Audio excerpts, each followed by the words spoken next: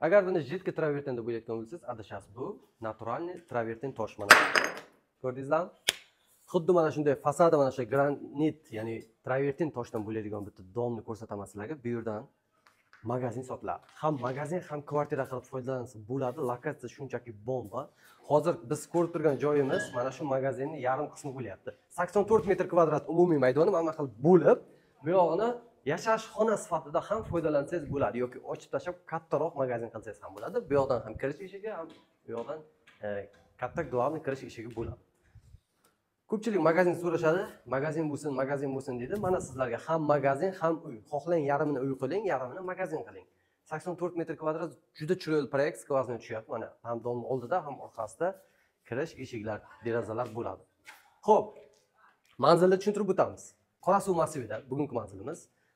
Bu yerda mana bu oldi tomonni bitta ko'rsating, bulvar shundoqqina mana shu yerga kelar ekan.